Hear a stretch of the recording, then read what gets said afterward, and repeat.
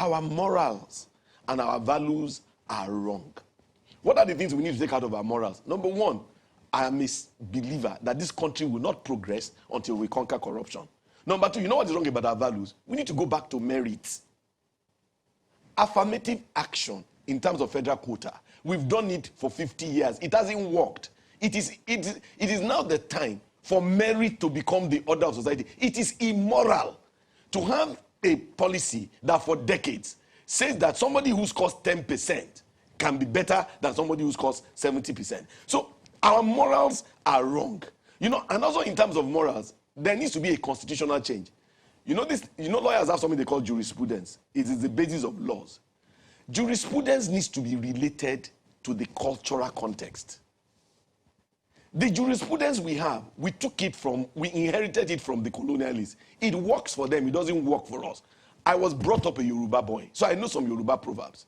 There's a Yoruba proverb that says that Omoyin Oshagbafo, Onkashowale, Eroju Emu. That says that the jurisprudence that works for us is that when you are living with money and assets that is beyond what your income can support, we come and tell you to justify it. We don't go to court with this current adversarial nature that says you are innocent until proven guilty. My salary, they know my salary in my company. If I come to work with a car that I cannot afford, I should be assumed to be a thief. And this is the constitutional and jurisprudential basis of law in Singapore. That is how Singapore conquered corruption. So number one, our politics must change. Our morals must change. We need a merit-based society. And then, we must take lies out of our society. We are not 200 million people. We are not. It's a bloody lie. Let's have a right population figure. These are fundamental things. But that's why there's a head count next year. What I'm saying is that let us do it right. The third thing, so I'm saying our politics must be right. You and I, why shouldn't an accomplished person like Dr. John Momo? I was in Oceanic Bank when Dr. John Momo came to borrow the first naira to set up channels. I was even afraid that the thing will fail. See what he has built. Why aren't those the people we are voting for? Why are we voting for people who are telling us bloody lies? Why are we telling ourselves to just go and get PVC? Why must we go and get PVC to vote for the wrong people? But how long will this, all these morals... We have a little, the most critical thing... How long will it take before we get to... You know why I'm saying this? Quite frankly, there is an election, a governorship election in Ekiti, mid-next year. And there is a governorship election in Osun, December. I wish we would get to work now, so that an alternative will at least show there is hope for an alternative by those elections. How should we go about it? You really want to hear me? Yes, how should we go about this, the worst thing that happened, in my view, happened around the best thing. Since 1999, I did not see a 2-week or 3-week period where Nigerians, locally and in diaspora, were as proud and happy as they were than when young people who were at Lekki during the Endsars riots showed us Nigeria can work. You know my pain about that thing? I could see that was the seed of a transformation to a movement that was going to unseat my generation.